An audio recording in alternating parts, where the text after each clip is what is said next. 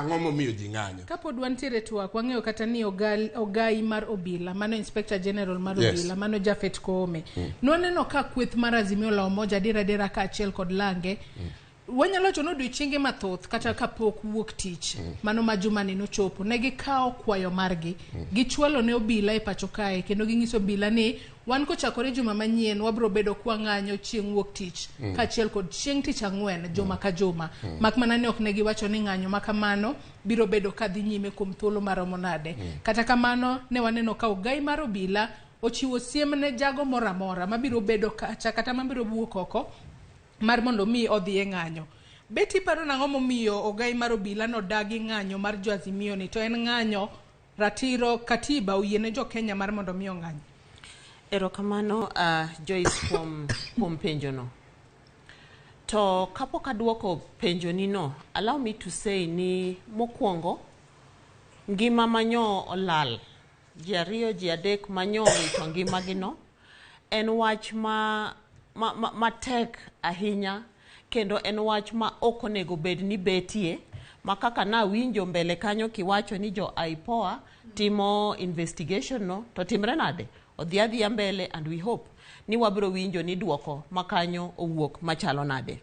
To gima be mondo wapenjre en achiel kapok aduoki Joyce ni adiera kawuono wawacho adier. Bise winje Okuyu motho nikech ng'anyo. Bise winje Mkamba motho nikech ng'anyo. Bise winje kata ja Coast mora ja Kisii kabinde mamoko gi kata Waluya motho nikech ng'anyo. Azimio wan Kenya kata king'iyo jotendgi, wan gi mama kacha mongirore Mokuyu. Dakwase nene kata mane ward ne kumo ae. Mondo odhi oter cost of living kacha, odhi oter IBC kacha, odhi oter wach mar server kacha, mondo koro wane adier ni gini en gimomako Kenya te. En ang'o momiyo wayie ni mondo wan ti kodwa, to at the end of the day ng'ama hinyore en ng'a? Ka ji ng'anyo Nairobi ka ji te time biashara. Masama duke olor to ji te hinyore, onge kabila ma hinyore malo machielo. King'iyo thuchewa mag Nyanza kwa mfano, iyudo ka ng'eny ohala makuro gin mekwa, gin mag jowa.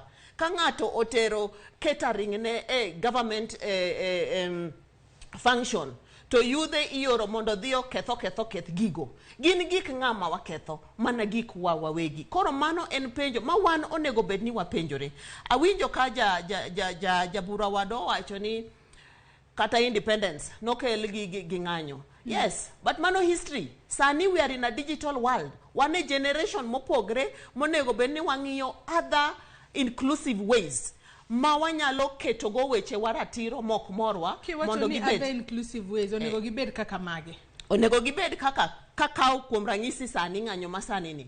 What are the ways? Mokwongo Azimio wan Kenya nigi numbers maduong' e parliament, National Assembly kachiel gi Senate. Mano e kumonego gidhire agenda kwa mfano kata mar cost of living, mondo legislation kantiere chike monego loki kata monego ng'i ratiro, weche mag IEBC, keto commissioners ka be ena conversation monego gitima ng'owa giter e udi machalo kaka parliament. Mano mana kuom ranyisi.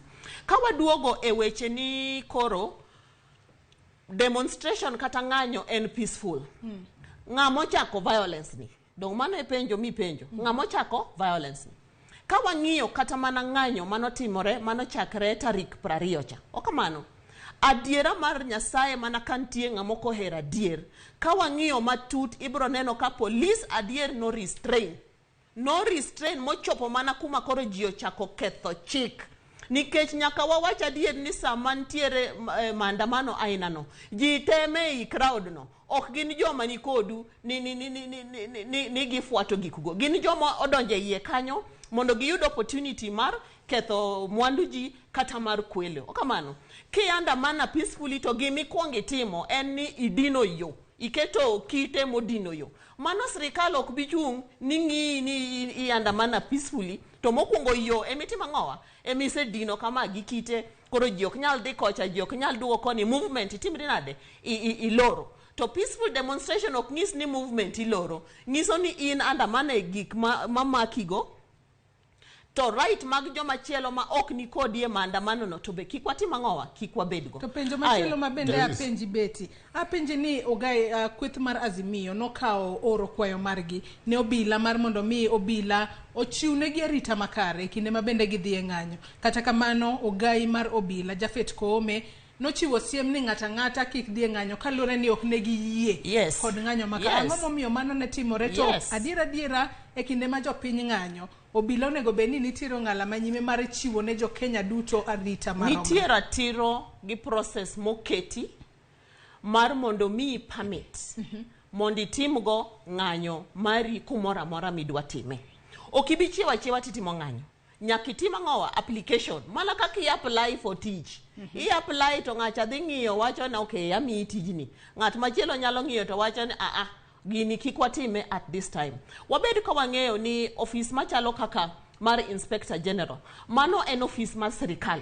Kendo gin gi instruments mar ng'iyo kata mana weche mag intelligence mondo gi use that to determine ni to gini wayie mondo dhi mbele, the benefits outweigh the risks. Koso ka wayie mondo dhi mbele to again properties mag ji gi violence and all that will happen. No kamano. To ka kori setimo application to oduok ni gini okobedo approved. Mangiso ni koro kidhi mbele in the first place ikeuka ng'owa, ikeuka chik. Mano e duoko mano. Joyce, Joyce, ng'ene ni ng'ada ne okatie